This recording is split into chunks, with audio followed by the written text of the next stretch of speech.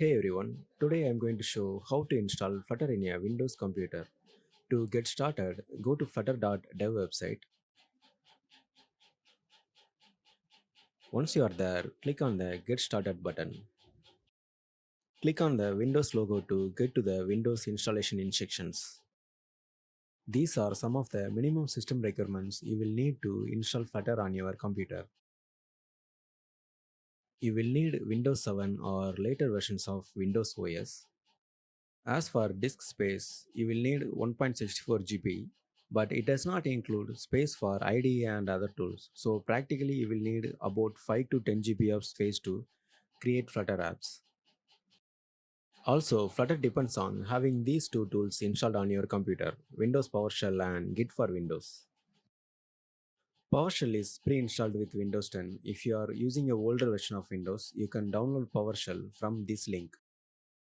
If you don't want to install PowerShell, you can use Windows Command Prompt, which is pre-installed on every version of Windows. As for Git, you'll need version 2 or later. If you already have Git installed, make sure you can run Git commands from the command prompt or PowerShell. I don't have Git installed, so I'm going to download it. I'm downloading 64-bit version setup file. If you are using 32-bit version of Windows, make sure to download 32-bit version setup file. Next step is downloading the SDK files. The SDK file contains Dart SDK, Flutter command line tools, and all the necessary code you need to create Flutter apps. Click on this blue button to start the download. We have to get one more file as well, which is Android Studio. Android Studio serves two purposes. First, you can use it as a code editor. Second, it provides Android SDK command line tools, and Android SDK build tools, which are required by Flutter for developing Android apps. Go to Android Studio website and download Android Studio. Once all three downloads are completed, we can proceed to installing them. Let's go ahead and open your downloads folder. I'm going to install Git first. In the Git installation wizard, for most options, I'm going to keep default settings. In this dialog, choose the second option. This will override new Git repository's default branch name to main instead of master. Use recommended default settings for all the other options and finish the installation.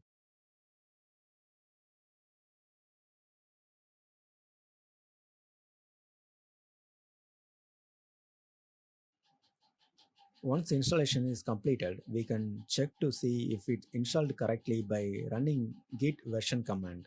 Open PowerShell and type git dash dash version, then enter. You will see the git version you just installed. Next, let's install the Flutter SDK files. I am using WinRAR to extract the SDK zip file. If you don't have WinRAR, you can use any archiver program that you might have on your computer. Flutter recommends placing the SDK files in a folder that is directly in C drive.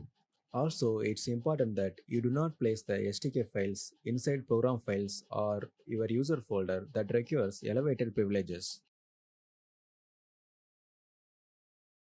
So, following the Flutter guidelines, I'm going to place the SDK files in C drive in a directory called src.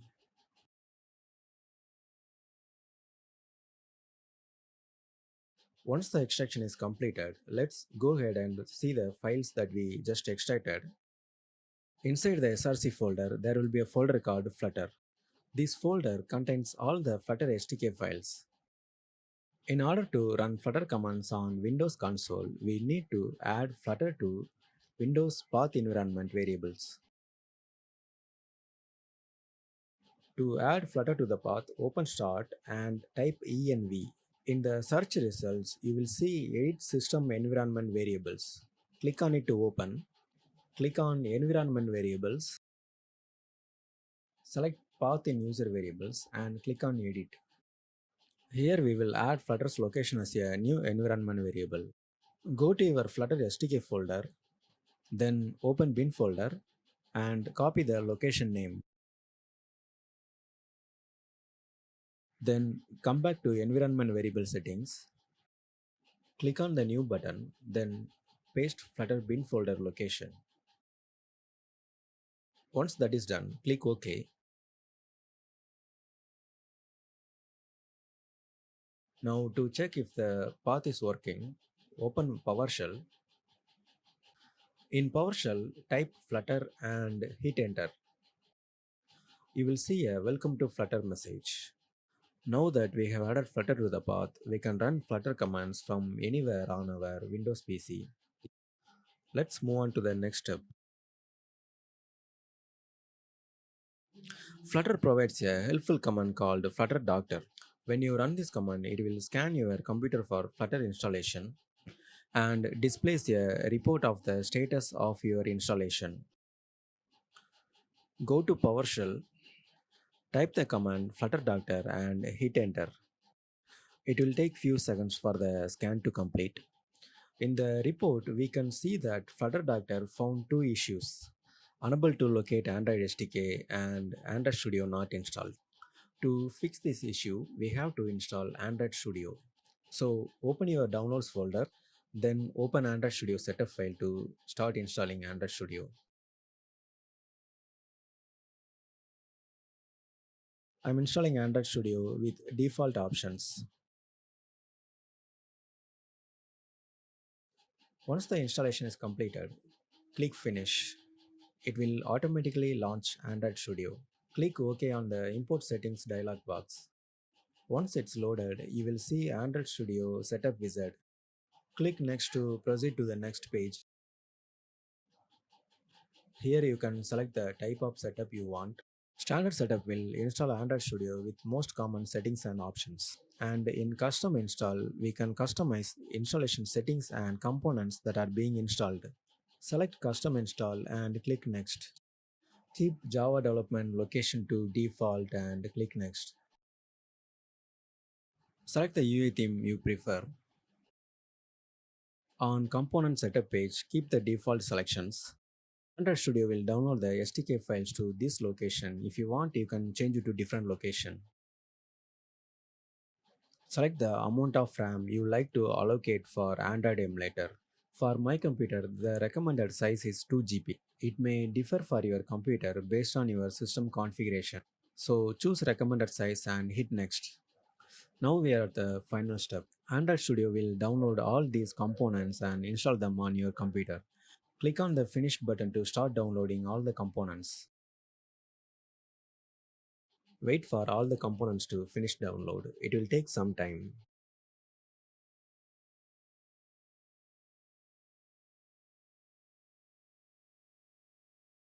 If you see any prompt like this, click Yes. Alright, all the components are downloaded. Also, Android Studio has set up a new virtual device as well. Click on the Finish button. Now that we have installed Android Studio and its components, let's run Flutter Doctor command once again to see if there are any issues. Flutter Doctor have found one issue. It says that Android license not accepted. It also has the command that we need to run to fix the issue. So let's run the command flutter doctor dash dash android dash licenses.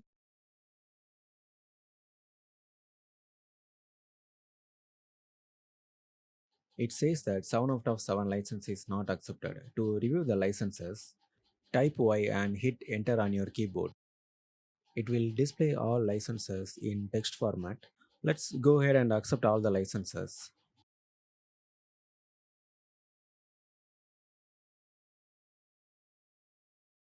Now, if we run flutter doctor command again, hopefully we will get no issues found message.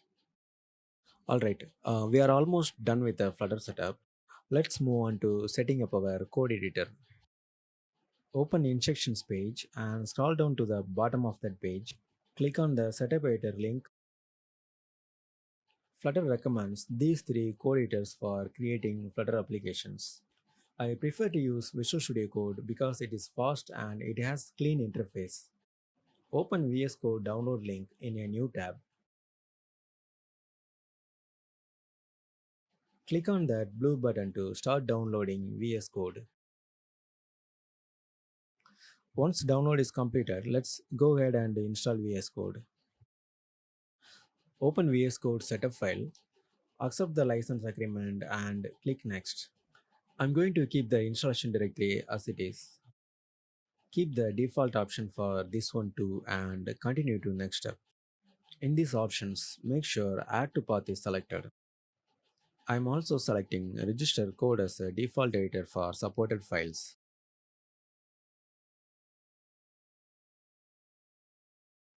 Once the installation is completed, click on the finish button. This will automatically launch VS Code.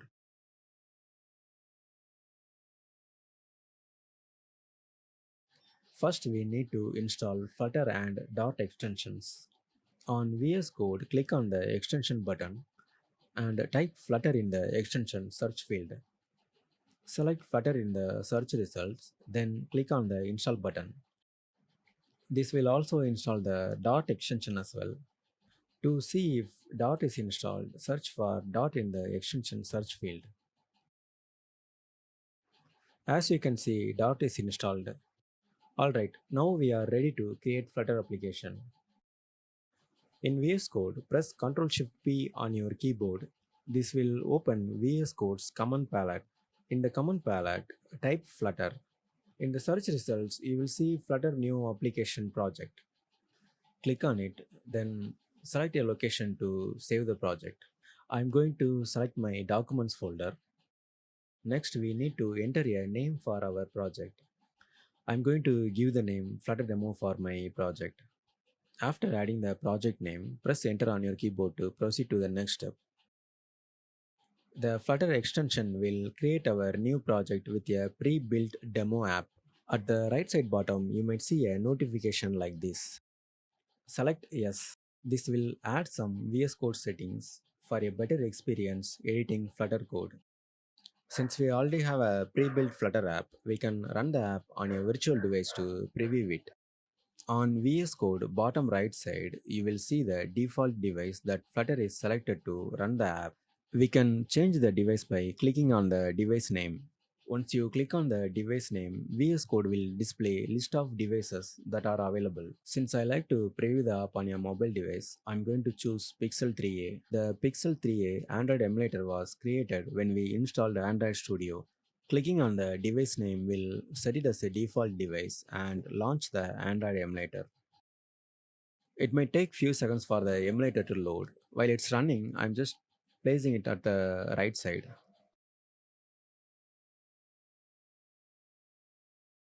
I'm going to place VS Code and emulator side by side.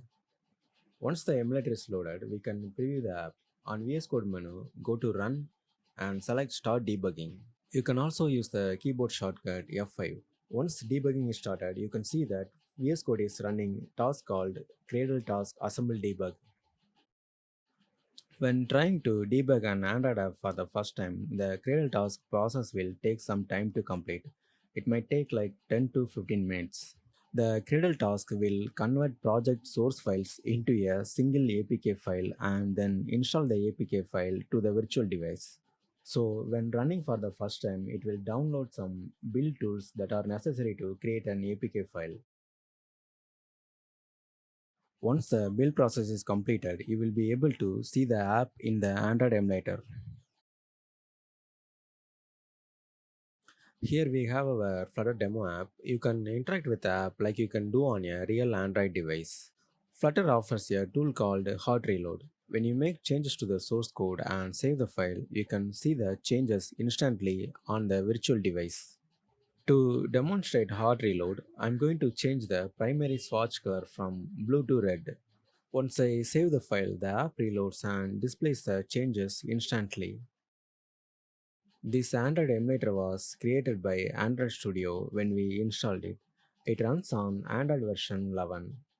If you want to test your app on a different Android version or if you want to test on device like a tablet or watch, you can create a new Android emulator.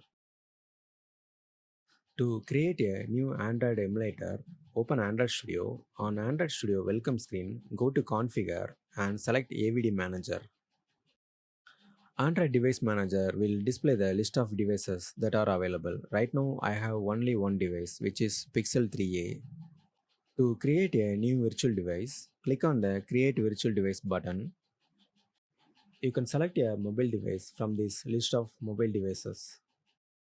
Clicking the tablet button at the left side will display the list of tablet devices. Likewise for other Android devices.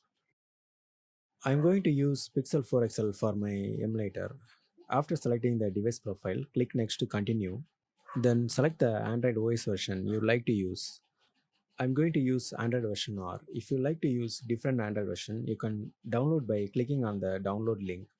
Once OS version is selected, click next to proceed to the next step. At the Verify configuration screen, choose graphics settings from automatic to hardware. This will use your computer's graphic card to render Android emulator screen, so you will get good performance. You can also customize few other settings. Click on the Show Advanced Settings button. You can set Android emulator boot type to cold boot or quick boot. Increase or decrease RAM size. Also, you can increase or decrease SD card size. If you don't want to use SD card, you can select the no SD card option. Once you verified all the settings, click finish. Alright, now we have our second emulator ready to use. You can launch the emulator by clicking on this play button. If you want to delete an emulator, click on the down arrow icon and select delete. Let's delete this Pixel 3a device. Since it's running, we need to close it. Then click on the arrow icon and select delete. I'm going to launch the emulator from VS Code. So let's close the device manager. Since no emulator is running, VS Code selected Chrome as a default device. Click on the device name and choose Pixel 4 XL from the available devices. Once the emulator is loaded, click on the Run and Debug button to preview the demo app on the new virtual device. Since Flutter 2 supports web, let's see how the app looks on your browser. After closing the Android emulator, Chrome will be set as the default device. On VS Code, you can run multiple devices and preview your Flutter app on all devices at once. I will show how to do that on another tutorial. Clicking on the Run and Debug button will launch Chrome and display the app as a web page.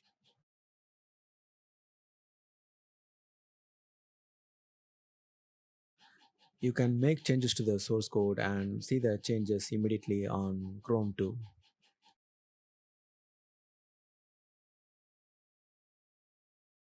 I hope this video was helpful for you. For more videos like this, click like and subscribe to my channel. Thank you for watching.